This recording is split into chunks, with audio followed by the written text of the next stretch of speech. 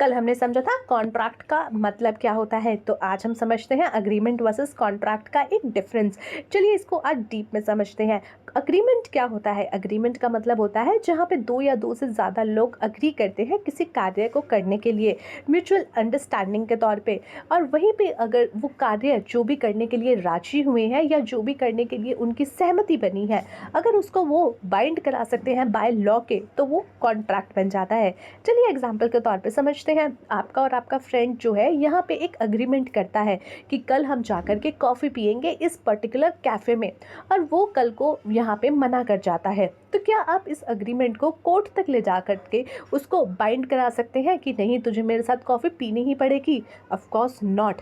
लेकिन वहीं पे यहाँ अगर आपने कॉन्ट्रैक्ट किया है अपने फ्रेंड के साथ, अग्रीमेंट किया है अपने फ्रेंड के साथ कि हम आपको अपनी गाड़ी बेचेंगे 4 लाख रुपए में, और आप कल को मुकर जाते हैं, तो क्या ये अग्रीमेंट ले जा करके कोर्ट तक इन्फोर्स कराया जा सकता है? तो ऑफ कोर्स यस। जो भी ऐसे अग्रीमेंट होते हैं जिसको इन्फोर्स कराया जा सकता है बाय लॉ के, वो कॉन्ट्रैक्ट बन जाते हैं। बेसिक के तौर पे यहाँ पे समझे तो मीनिंग में mutual understanding between parties are called agreement, and वहीं पे एक अग्रीमेंट जो कि इन्फोर्स कराया जा सकता है बाय लॉ के, वो कॉन्ट्रैक्ट है। लीगल इन्फोर्सेबिलिटी में अग्रीमेंट आपका हो भी सकता है लीगली इन्फोर्समेंट और नहीं भी। अगर वो लीगली इन्फोर्स है तो वो कॉन्ट्रैक्ट का जो है रूप ले लेगा। तो कॉन्ट्रैक्ट आप एक तरीके से कह सकते हो कि ऑलवेज लीगल इन्फोर्सेबल होता है।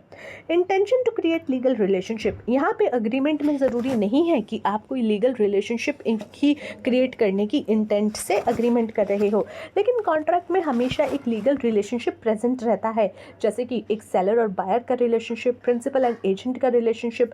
यहाँ पे ये पूरा एक रिलेशनशिप लीगली प्रेजेंट होगा।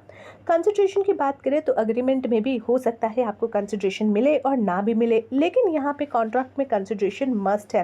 यहाँ पे टर्म्स जो है आपके वेग्यू हो सकते हैं या अनसर्टेन हो सकते हैं, क्योंकि अग्रीमेंट है, ज़रूरी नहीं है इन्फोर्सिबल हो, बट यहाँ पे कॉन्ट्रैक्ट में आपके सारे टर्म्स क्लियर और यहाँ पे सर्टेन होने चाहिए। लीगल इफेक्ट यहाँ पे नहीं होता और कॉन्ट्रैक्ट में होता है। रेमेडी फॉर ब्रीच, यहाँ पे अगर कोई व्यक्ति आपको अग्रीमेंट में मना कर दे तो आपके पास कोई रेमेडी नहीं है, लेकिन कॉन्ट्रैक्ट में अगर कोई लीगल आपको मना कर दिया जाता है, ब्रीच कर दिया जाता है, तो आपके पास लीगल अग्रीमेंट या फिर लीगल रेमेडीज होती हैं। एग्जाम्पल के तौर पे सोशल प्रॉमिसेस, फैमिली अग्रीमेंट्स, और यहाँ पे sale of goods, employment contract, rent agreement या लॉन अग्रीमेंट।